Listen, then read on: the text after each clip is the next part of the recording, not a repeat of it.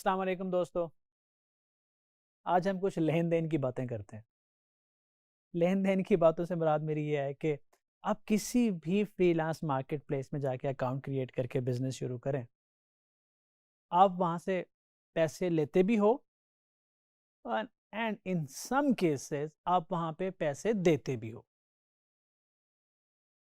तो आपको समझने की ज़रूरत है कि मैं इसको जनरलाइज कर रहा हूँ। आपको समझने की ज़रूरत ये है कि पेमेंट विड्रॉ किसे कहते हैं, किन चीज़ों का ख्याल रखना होता है, और payment verification, payment method verification क्या होता है।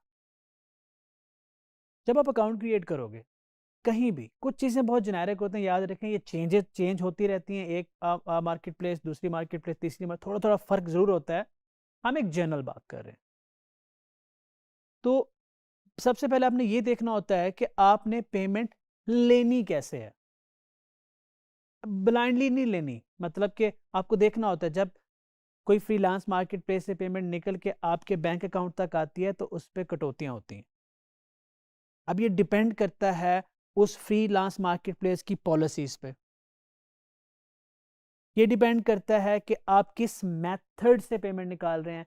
आप पेमेंट फ्रीलांस मार्केट प्लेस से रिसीव कर सकते हैं through Payoneer, through PayPal, skill, और डायरेक्ट बैंक अकाउंट के अपना सीधा ही अपने पाकिस्तानी बैंक अकाउंट भी वहाँ जाके ऐड कर दें।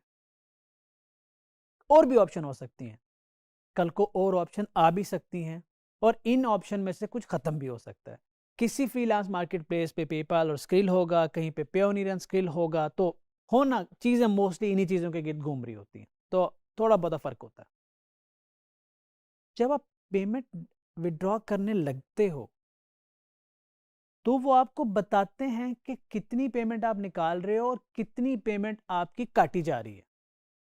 उस वक्त भी आपको पता होता ही है कि हम वो चीज़ इग्नोर कर देते हैं और पहुंचते पहुंचते $100 निकालते हैं। जब $100 निकालते हैं तो हिसाब किताब करके बैठे होते हैं, इतने मेरे पास पहुंचेंगे, इसमें से इतने दही वाले को देने हैं, दूध वाले को देने हैं, इतने की फीस पे करनी है, इतने का मैंने ये करना है, इतने का वो करना है, हिसाब किताब बना के बैठे होते हैं।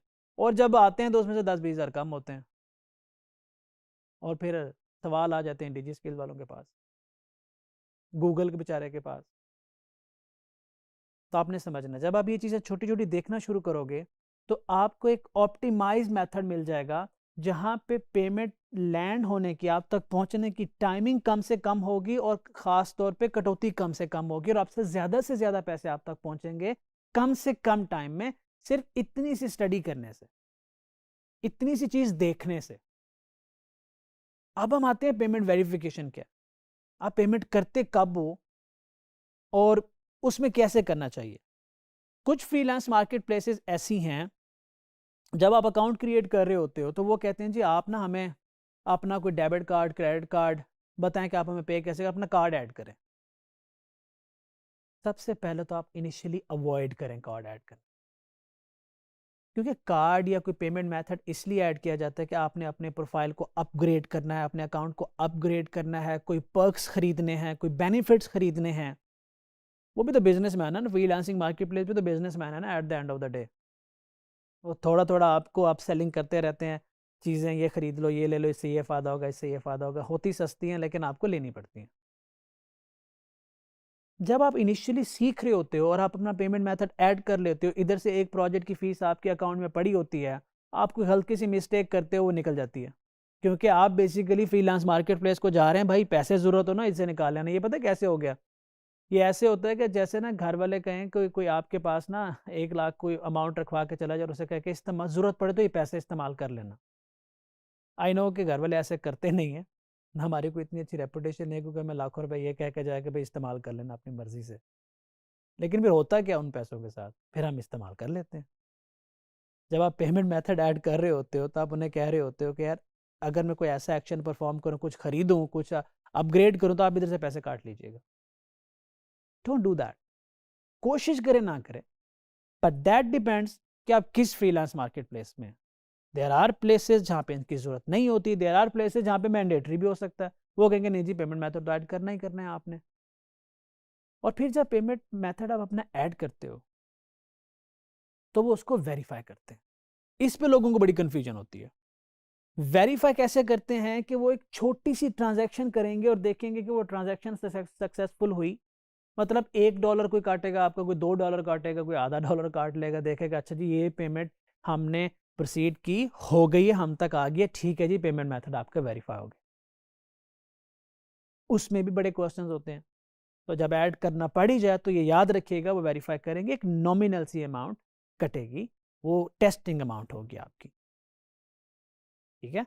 सो ये समझ के करना, ये दो सेंसिटिव चीज़ें होती हैं, इससे बड़े नुकसान भी हो जाते हैं, काफ़ी सारे पैसे निकल जाते हैं, या बाज़-औक़ात पैसे आ रहे होते हैं तो हमें पता ही नहीं चलता। और एक और लास्ट बात, मैं आपको एग्जांपल देता हूँ कि आप पेयोनियर के थ्रू पैसे निकाल रहे हो। आज आपने देखा कि आपने $100 निकाले, तो उस पे मिसाल के तौर पे $10 कटे। अगले दिन आपने किया वही हुआ, अगले दिन आपने किया फिर वही हुआ।